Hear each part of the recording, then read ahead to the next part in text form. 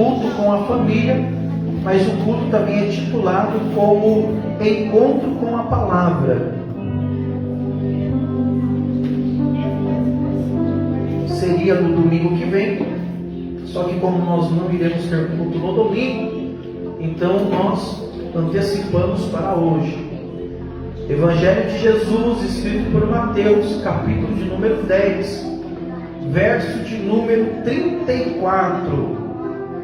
Não é uma palavra para a gente pular nem rodar, não é palavra de chave de casa, de chave de carro, mas é uma palavra que liberta, irmãos. É uma palavra que cura.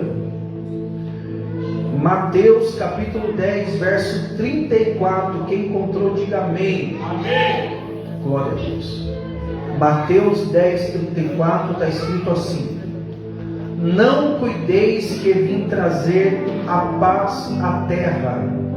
Não vim trazer paz, mas espada. Porque eu vim pôr em dissensão o homem contra o seu pai, a filha contra a sua mãe, e a nora contra a sua sogra. E assim o inimigo do homem serão os seus próprios familiares.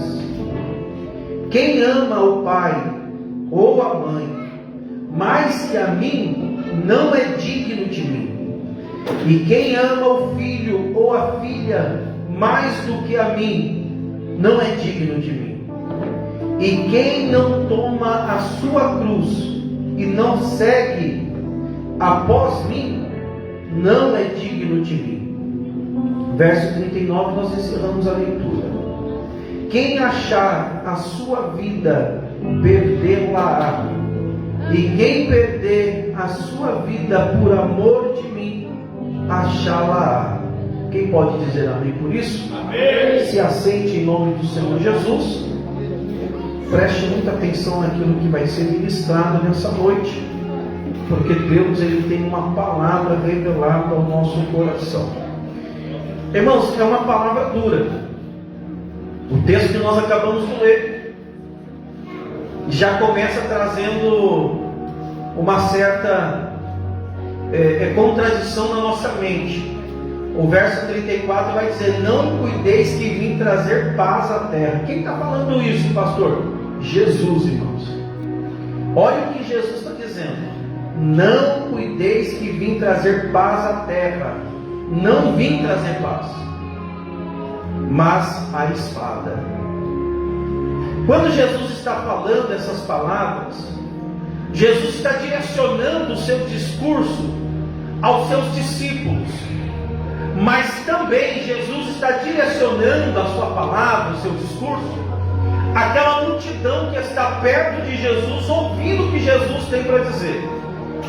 Então, com base no texto que nós acabamos de ler, eu poderia falar para a igreja que há alguns requisitos para ser discípulos de Jesus. Há algumas exigências da parte de Jesus, para que nós possamos segui-lo, para que nós possamos ser chamados de crente, de cristão. Ser crente, ser cristão, irmãos, não é só você vir para a igreja. Não é só você carregar uma Bíblia debaixo do braço. Não é só você dizer assim: eu aceitei Jesus, fui batizado nas águas, agora eu sou cristão. Não. Jesus vai colocar algumas exigências, porque a preocupação de Jesus, irmãos, não é fundar uma igreja como as outras religiões, mas a preocupação de Jesus é gerar um povo que tenha um costume, e o costume é daqueles que vão morar na Nova Jerusalém.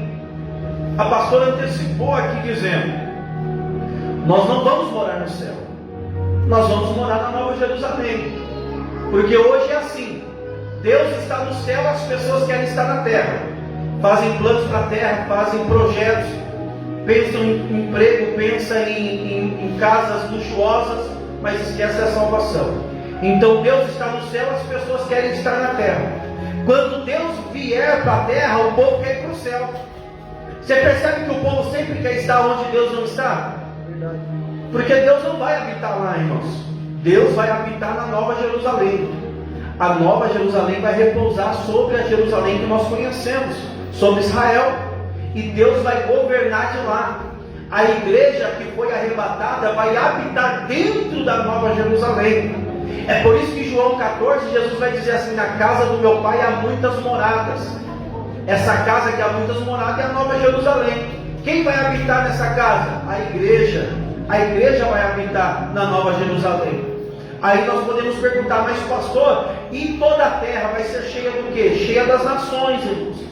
Vai ser cheia dos povos, aqueles povos que não fazem parte da igreja, aqueles que não foram arrebatados, aqueles, irmãos, que saíram da grande tribulação, aqueles que vão participar do milênio, aqueles que vão casar, dar-se a casamento, os filhos vão nascer. Então esse povo vai encher a terra. Mas e a igreja? A igreja vai ter um papel diferente, especial. Nós iremos habitar na Nova Jerusalém. Nós teremos acesso da Nova Jerusalém à terra, mas aqueles que habitam na terra não terão acesso à Nova Jerusalém. É um privilégio da igreja.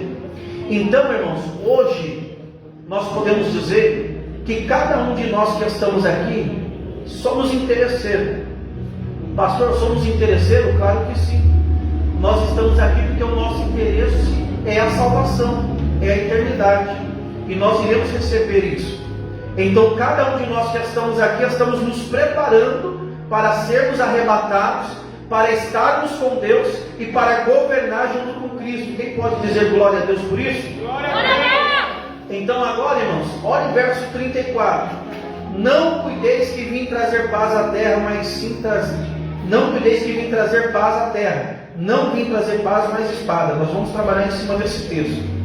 Hoje parece que é moda ser cristão.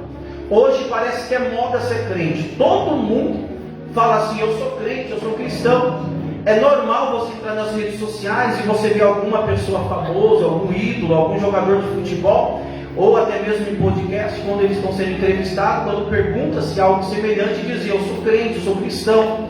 Por quê? Porque virou moda. Mas quando a pessoa sai dali, você vai ver que a conduta da pessoa é totalmente diferente. E não é só famoso, pessoas dentro da igreja também. Acham que só você vir dentro da igreja, cultuar, prestar atenção no culto, ouvir um louvor, se alegrar, chorar na presença de Deus já é o suficiente, mas não é.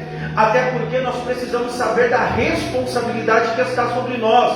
Porque ser chamado de cristão, quem chama a gente de cristão está dizendo assim: ó, eles são pequenos Cristo, eles são igual a Cristo. E será que a nossa conduta é igual à conduta de Cristo?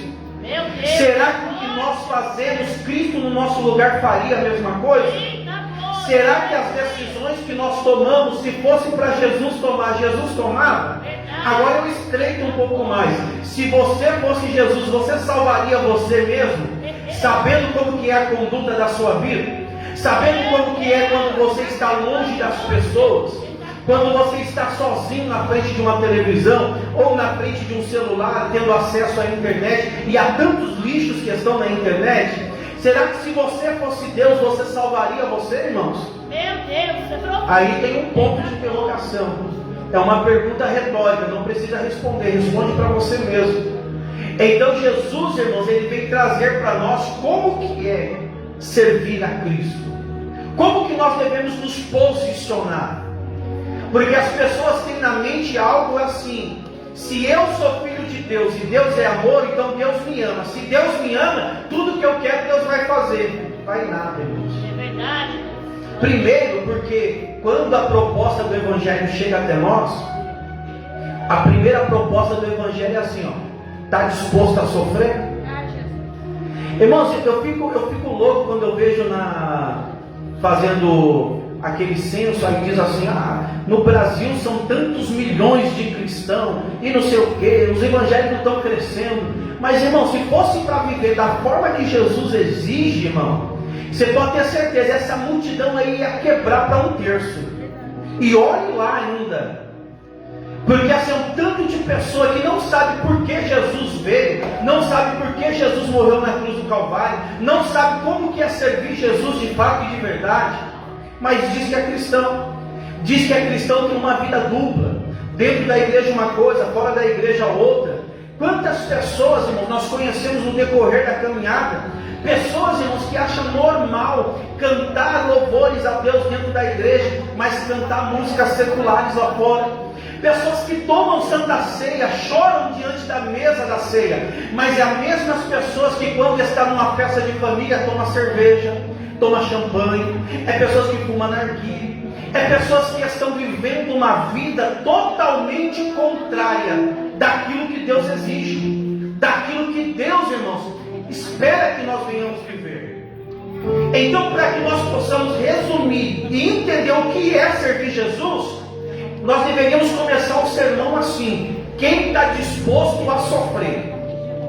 Pastor, mas vamos sofrer? Claro que vai, irmãos. Jesus disse assim, ó: no mundo tereis aflições, mas tem de bom ânimo, porque Jesus venceu o mundo. Ele está dizendo para nós, ó: eu venci o mundo, e se vocês estiverem em mim, vocês vão vencer o mundo também. Só que não vai ser um mar de rosa, não. Não vai ser você só aumentando seguidores no seu Instagram. Não vai ser pessoas dando tapinha nas costas dizendo: olha, você prega bem, você canta bem, olha, eu quero estar lá na igreja que você congrega. Claro que não, irmãos. As pessoas irão olhar para nós e irão nos odiar. Por que irão nos odiar? Porque assim como odiaram Jesus, também vão odiar a nós. Jesus disse: estejam preparados para ser odiado pelo mundo, para serem conduzidos ao matador, como uma ovelha muda é conduzida ao matador. Aí, irmão, se você acha que a sua vida não se enquadra com isso que nós estamos falando aqui, é melhor fazer uma retrospectiva da sua história e da vida, para ver se você está no caminho certo. Porque ou você está no caminho certo, ou Jesus mentiu. Como Jesus não pode mentir, então você está no caminho errado. Sabe o que Tiago vai dizer? Que se nós formos amigos do mundo, seremos inimigos de Deus. Mas se nós formos amigos de Deus, seremos inimigos do mundo. E o que é inimigo, irmãos? Alguém que não se bate, alguém que tem uma rivalidade. Imagina Jesus caminhando nessa terra e toda a cúpula religiosa tramando para matar Jesus. E o que Jesus fazia? Curava, salvava, perdoava pecado. Isso é motivo, irmãos, para alguém querer matar alguém? Não é. Mas o mundo anda desse jeito. O que é a igreja? Qual é o papel da igreja? Curar, salvar, libertar. E o que o mundo vai fazer? Vai tentar oprimir a igreja, vai tentar calar a igreja. Então Jesus, ele vem trazendo para nós um perfil. Assim como Jesus, ele foi perseguido, nós também seremos perseguidos. Assim como a igreja primitiva foi perseguida, nós também seremos perseguidos. Assim como eles pegavam os cristãos na igreja primitiva, levavam para o Coliseu. Lá no Coliseu tinha aquelas guerras, aquelas brigas dos gladiadores, onde eles pegavam os guerreiros mais fortes das nações e colocavam para lutar um contra o outro, e só poderia sair ali alguém vitorioso, o outro tinha que morrer. Sabe o que eles faziam na época da igreja primitiva? Pegavam os cristãos, colocava dentro do Coliseu, fechava-se as portas e liberava leões, liberava ursos. Detalhe, ursos e leões famintos, que estavam dias sem comer. Aqueles cristãos eram dilacerados. E você sabe de uma coisa? Eles não negavam a Jesus. Enquanto o sangue deles caía e pingava no chão, eles sabiam que o sangue era uma semente. Porque para cada gota de sangue de um cristão verdadeiro que não negava a Jesus caía no chão, alguém que estava fora olhava e dizia assim: como pode? Quem é esse Jesus? Que mesmo eles sabendo que a vida deles estão em risco, eles não negam a Jesus. E pessoas começavam a se converter. Multidões se convertiam números imensos de pessoas, porque sabia que aqueles crentes fiéis não rejeitavam a palavra da salvação. E como que está a nossa vida hoje, irmão? Vamos contextualizar, trazer para os dias de hoje? Não é verdade que a igreja está meio Nutella, irmão? A igreja está Nutella demais. A igreja não ora, não jejua, não busca Deus, não medita na palavra. A igreja está tão Nutella que se alguém não der a paz do Senhor, já fala assim: eu vou mudar de igreja. O irmão não foi com a minha cara. Irmão, ninguém vai com a cara de ninguém. É por isso que você tem o seu rosto e nenhum rosto é parecido com o seu. Ainda, irmão, que ninguém fale com você. Quem não pode ficar sem falar com você é Jesus. Esse negócio que vou mudar de igreja porque fulano não fala comigo, ciclano não fala comigo, irmão, para com isso. Nós precisamos ser aqueles crentes bereanos que medita na palavra de Deus, que sabe que o seu compromisso é com Deus, que sabe que o seu compromisso é com o reino dos céus, que sabe que não está aqui para agradar ninguém. Quem quiser ter uma vida de santidade me acompanha, mas quem não quer uma vida de santidade pode ir para longe, porque eu sei que a minha salvação, irmão, já está nas mãos de Deus. Eu não estou aqui para ser agradável a alguém, eu não estou aqui para agradar ninguém, mas eu estou aqui para agradar a Deus. Já pensou se Jesus falasse assim: não, eu preciso agradar os fariseus, eu preciso agradar os saduceus, eu preciso agradar os essênios? Ele ia desagradar a Deus. Quantas das vezes as nossas atitudes para agradar a homens desagrada a Deus?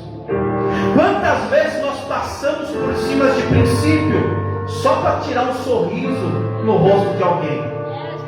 Quantas das vezes, irmãos, nós passamos as mãos em alguns pecados só para não perder a amizade, sendo que estamos correndo o risco de perder o maior dos amigos, o Espírito Santo?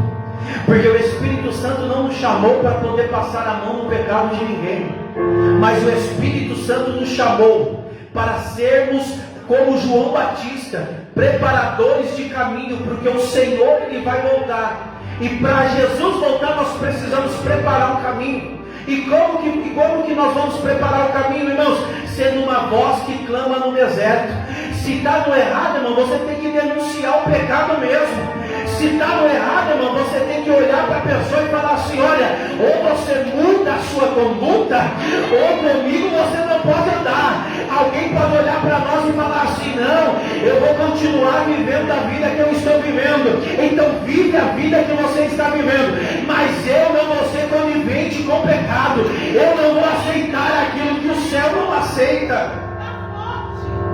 Jesus quer preparar uma igreja lavada e remida, uma igreja sincera, uma igreja íntegra, uma igreja pura, que não tem do que se envergonhar. A palavra do Senhor diz assim: ó, se alguém levantar qualquer acusação contra vocês, não tenha medo, irmãos, porque a acusação ela cai por terra, porque quem nos justifica é Deus. Agora, nos dias de hoje, estamos vivendo uma vida tão terrível que basta alguém saber que vai vir na igreja um profeta que a metade da igreja falta. Se souber que vai vir alguém que revela alguma coisa, o pessoal falta, irmão, porque tem medo de Deus revelar o pecado. Sendo que nós precisamos cada vez mais estar na presença de Deus, cada vez mais buscar a santidade, cada vez mais buscar uma vida íntegra com Deus, abraçar Cristo de fato e de verdade. Porque não sei se você sabe, mas eu preciso dizer para você nessa noite, que cada um de nós que estamos aqui, irmãos, nós éramos inimigos de Deus. O que estava preparado para nós era o inferno. O que estava preparado para nós é a ira de Deus. Mas hoje não mais, por causa de Jesus. Será que nós conseguimos entender a grandeza do ato de Jesus?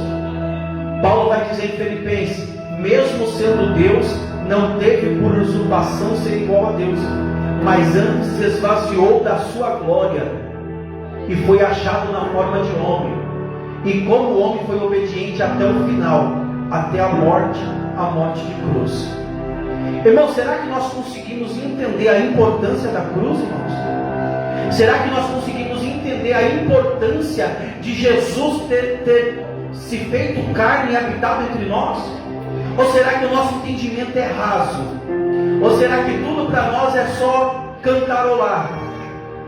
Nós precisamos entender que quando Jesus, irmãos, se fez carne e habitou entre nós, Deus precisou tomar uma atitude radical, porque o pecado da humanidade era tão grave, o nosso pecado foi tão terrível, que somente dessa forma, Deus precisando se fazer carne e habitar no meio do povo, para poder morrer e depois ressuscitar, para nos posicionar aonde Ele queria, somente dessa forma é que iria compensar a paga para Deus. Então nós precisamos entender que não é brincadeira nós estarmos aqui, porque se fosse para cada um de nós morrermos da forma que Cristo morreu, já seria um absurdo, nós já iríamos nos escandalizar. Imagina alguém que não tinha culpa, imagina alguém que não devia nada, precisou morrer para que nós pudéssemos viver. Então quando nós olhamos, irmãos, para a cruz de Cristo, nós precisamos ter um pouco mais de reverência naquilo, um pouco mais de temor com as coisas de Deus, entender qual é o nosso papel, entender qual é o nosso posicionamento, porque se somos soldados de Cristo, não estamos aqui de brincadeira, estamos aqui para travar uma guerra.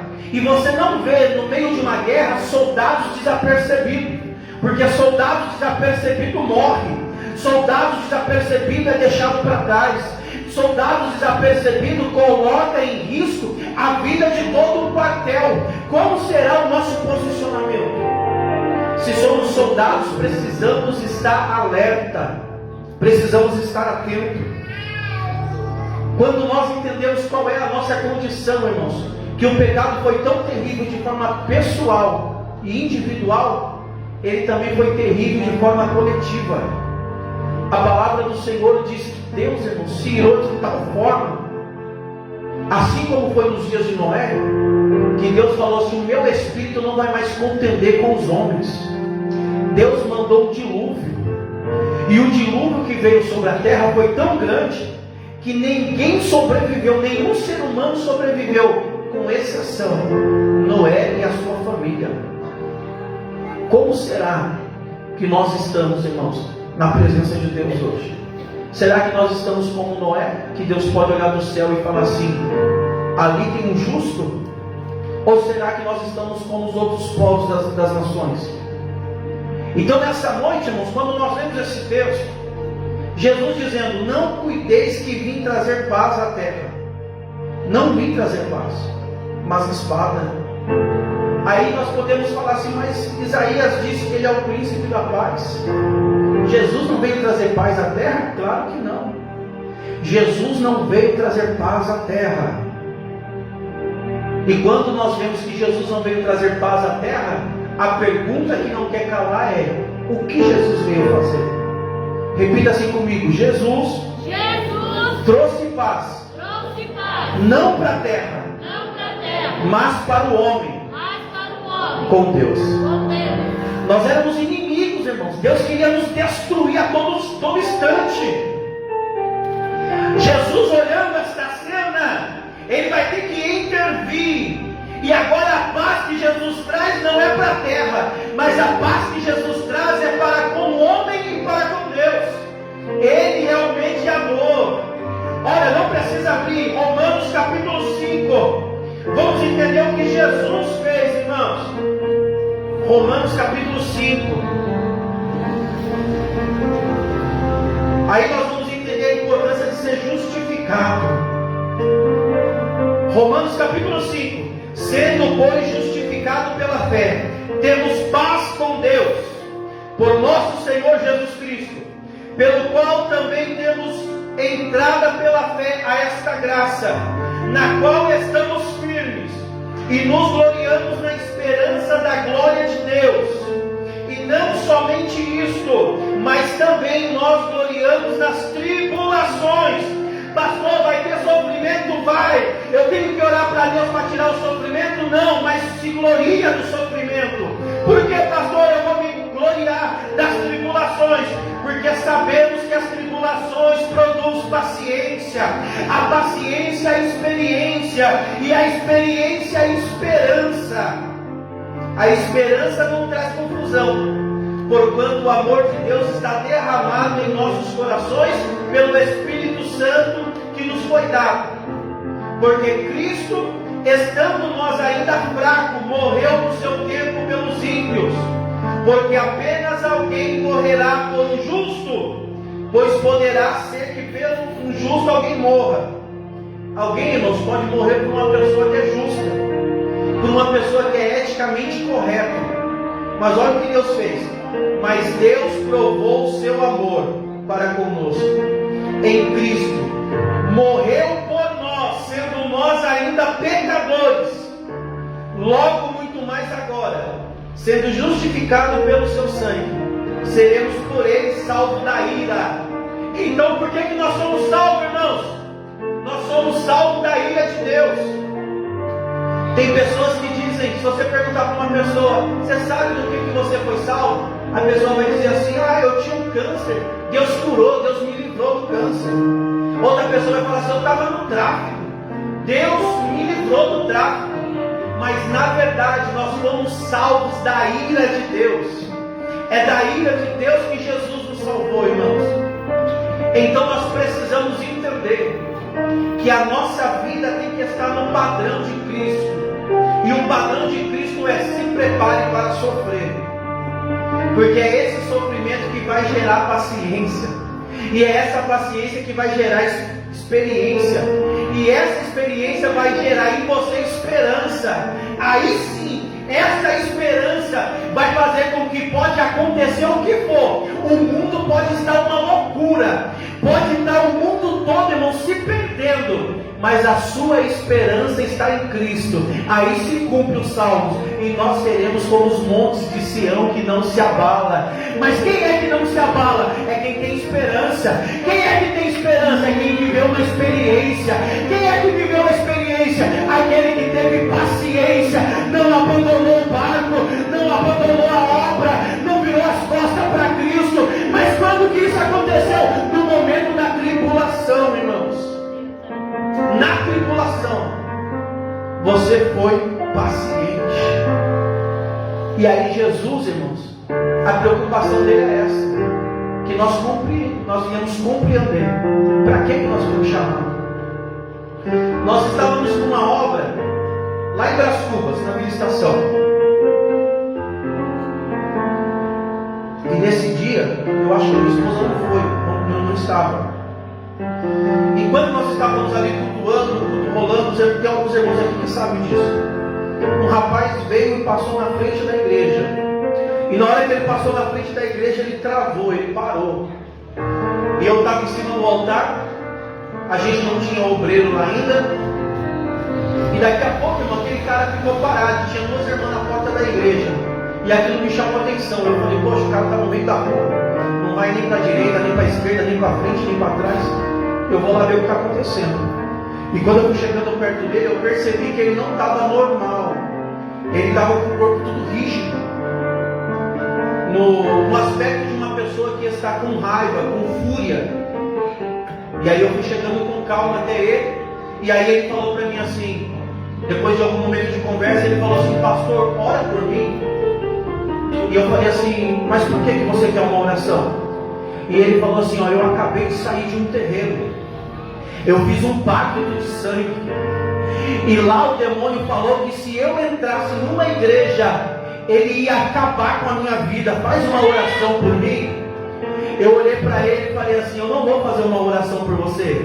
Você não precisa de uma oração, você precisa ouvir a palavra. Porque a Bíblia diz, conhecereis a verdade e a verdade vos libertará. Ele falou assim, não pastor, você não está entendendo. Quem falou que vai me matar é daquele demônio mais forte.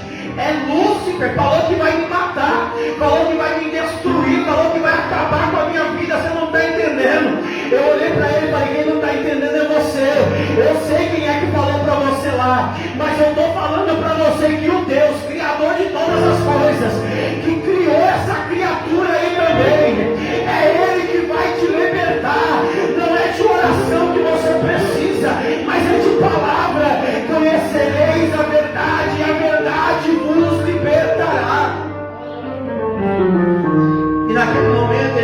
chorar.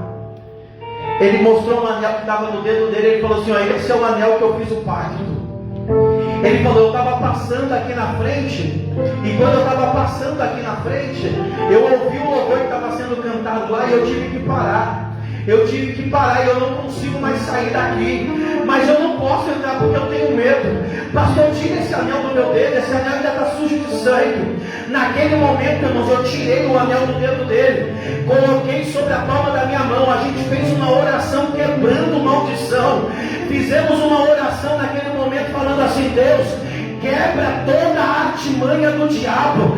Até ontem esse jovem só ouvia a voz de demônio, mas a partir de hoje quem vai falar no ouvido dele é o Espírito Santo. E o Espírito Santo tem poder para quebrar esta maldição, para quebrar este pacto. E ele começou a chorar, e cada vez mais ele chorava, irmão, ele chorava. Eu falei no ouvido dele assim: ó, seja liberto em nome de Jesus, seja perdoado em nome de Jesus, e que o Espírito Santo habita dentro de você. Naquele momento ele entrou comigo na igreja. Ele falou para mim assim: pastor, eu estou cansado dessa vida de sofrimento. Eu falei: eu sei disso.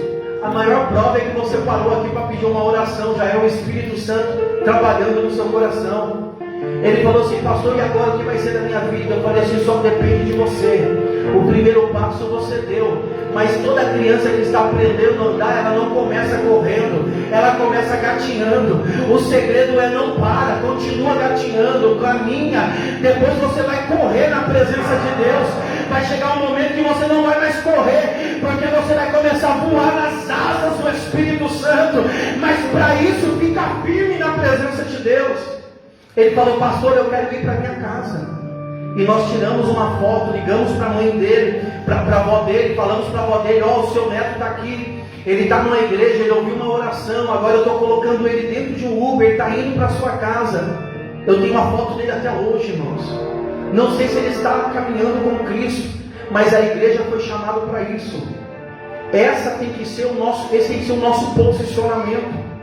Quando Jesus ele diz assim: ó, não vim trazer paz à terra, isso daqui às vezes as pessoas leem e não entendem. Não veio trazer paz à terra mesmo, mas veio trazer paz entre nós e Deus. Quando a palavra do Senhor diz, e aqui eu vou encerrar, que Jesus veio trazer espada, não é porque Jesus ia levantar uma religião, e essa religião ia colocar Jesus à força na garganta das pessoas, que nem faz o Islã, que lá é o seguinte: ou você entra e é doutrinado da forma deles, ou você morre. Não tem outra escolha. Você tem que acreditar no Deus que eles acreditam e acabou. Mas com a igreja é diferente. Não é por força nem por violência, mas é pelo poder do Espírito Santo. Jesus nos chamou para pregar as boas novas.